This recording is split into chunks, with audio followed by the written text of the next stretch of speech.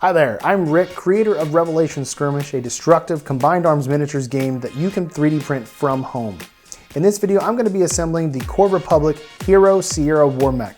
You can purchase this model from our site, link is in the description below. This version of the Sierra model kit is made up of 10 different parts with the medium or 50mm WarMech base. Now, as always, notches indicate the rear arc. Now, this is a very cool model, in my opinion, that has been redone from our previous Mark I Sierras, and we wanted to really try to capture and replicate the hero pose that has existed for quite a while now with Revelations. So in this kit, you're gonna have the torso, which has the Buster missile launcher for the back, the jumper pack, the thruster for the jumper pack. You're also gonna have the right and left upper arms, the cannon for the right arm. The left arm is going to have, where it ends up with the hand as a separate piece, and then the legs and the pelvis and the goblin arm that it's standing on are all going to be one single piece. So as I mentioned, this is a replicate, we've replicated the hero pose from the original Sierra as we did the Mark II version. We kind of updated and made this model better basically in every direction that we could. So as we're assembling this, we already know that the legs are going to be level because we've got the goblin arm already here set, ready to go. But before we get into gluing anything else, let's go ahead and put together the jumper pack really quick, because that is going to be an easy thing. We can let sit here and start to dry and cure as we move on to some of the other stuff. Just like that. I can sit up here and just get the drying. Let's go ahead and glue the arm, the goblin arm and the foot for the Sierra onto the base. I'm not going to put as much glue as what I sometimes would, mostly because this guy's going to get painted. And I try not to put too much glue before I paint because I want, or too much glue on the feet because I'm going to be cutting them back off the base because I always redo the bases. Now I know that I want this Sierra to be coming this direction, crossing over his left leg, over the left knee with the torso. So it's gonna be more of like pointed in this kind of situation. So I want the rear arc to be in the opposite direction of where the torso is gonna be pointed. I feel when you're playing the game, whichever way the torso is pointed really helps to kind of direct the face or the front of the front arc kind of deal. So while we're waiting for those things to dry, we can also go ahead and start working on the left arm. Now, normally I don't work on the arms before I glue them. Well, duh. I don't normally work on the arms before I glue the torso and the legs together because the arms kind of help finish and pull together the model. But I know in this scenario, the left arm is going to be straight. It's going to be angled straight. So I can go ahead and glue that now because nothing's going to change with that, because I kind of want to have that heroic pose where it's standing on top of the damaged enemy mech, or parts of what was left of the enemy mech, as it's commanding the other forces forward, kind of thing. That's kind of the idea of the hero here. So as this is drying, we've got the jumper pack drying and the legs to the base. And this kit will come together pretty easy. Despite the Sierra being more parts than it used to be, we tried to make sure that every time we added parts, it was so that the model looked better overall once it was fully assembled and once we were able to start painting it.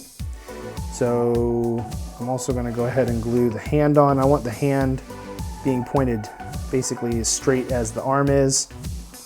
We'll do just a tiny bit of glue here. We don't want to do as much as for the elbow. Just plug that right in there. Make sure it's kind of pointing straight because we got that very clear index finger angled. We don't want to lose that.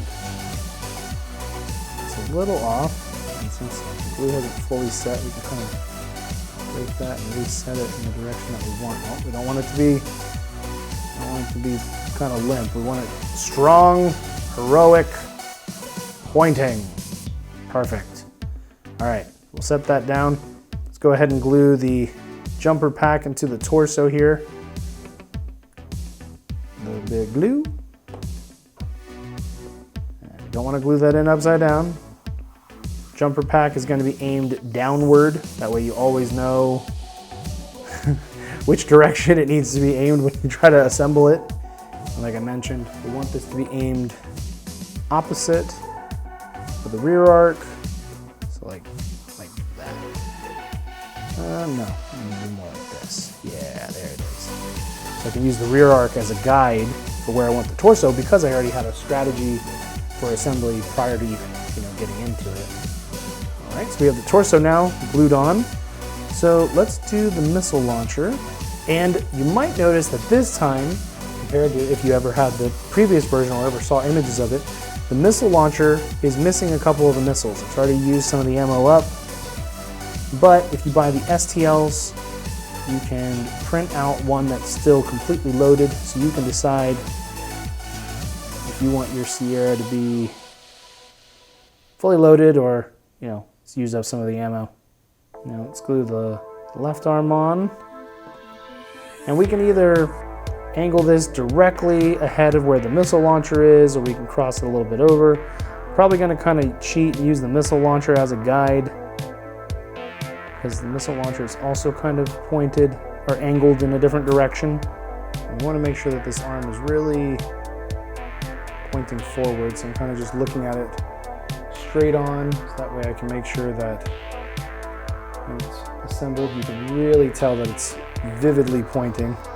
Probably do something a little bit different with this, because I'm going to have multiple Sierras in my list, in my forces, so I don't want it to be quite identical to other ones that I have.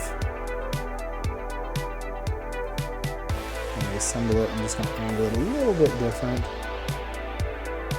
And that's one of the really cool things about how these are now can be assembled, because now I can really add more character and uniqueness. So that way, yes, I might end up having, maybe when I build a list, I might want a whole pike or 4 Sierras that are the exact same loadout, but now they'll all have the ability to look a little bit different.